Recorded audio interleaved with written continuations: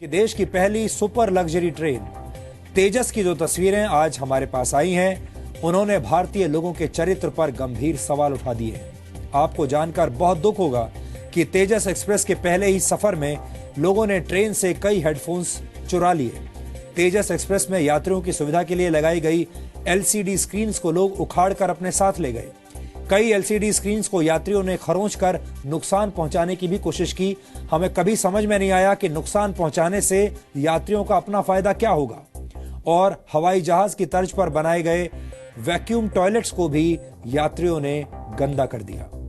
आपको याद होगा कुछ दिन पहले ही हमने तेजस एक्सप्रेस की शानदार शुरुआत का एक विश्लेषण आपको दिखाया था।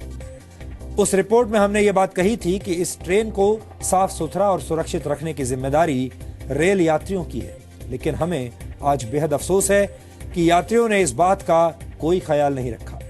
हमारे देश के लोगों की मानसिकता इतनी खराब हो चुकी है कि सरकार इन लोगों के लिए कोई भी लाभदायक योजनाएं लाएगी तो उसका सही इस्तेमाल ये कभी नहीं करेंगे। बिजली अगर मिल भी जाए तो उसकी चोरी जरूर करेंगे। फ्री इंटरनेट अगर दे दिया जाए उसका भी गलत इस्तेमाल करेंगे। किसी नियम का पालन नहीं करेंगे और मौका मिलते ही सार्वजनिक संपत्ति को नुकसान पहुंचाएंगे। हर चीज मुफ्त में चाहिए, किसी चीज का पैसा देने के लिए तैयार नहीं, और कोई चीज मिल भी जाए तो फिर उसको संभाल कर कभी नहीं रखेंगे, उसे नष्ट करने की कोशिश करेंगे। पिछले साल हम देख चुके हैं कि कैसे चमकती हुई नई ट्रेन महामना एक्सप्रेस को भी जनता ने ऐसे ही बर्बाद कर दिया था। महामना एक्सप्रेस के सभी कोचेज में बहुत शानदार सुविधाएं दी गई थी, लेकिन ट्रेन चलने के 2 हफ्ते के अंदर ही लोगों ने महामना एक्सप्रेस को एक जख्मी ट्रेन बना दिया था। अब कुछ ऐसी ही हालत लोगों ने तेजस एक्सप्रेस की कर दी है।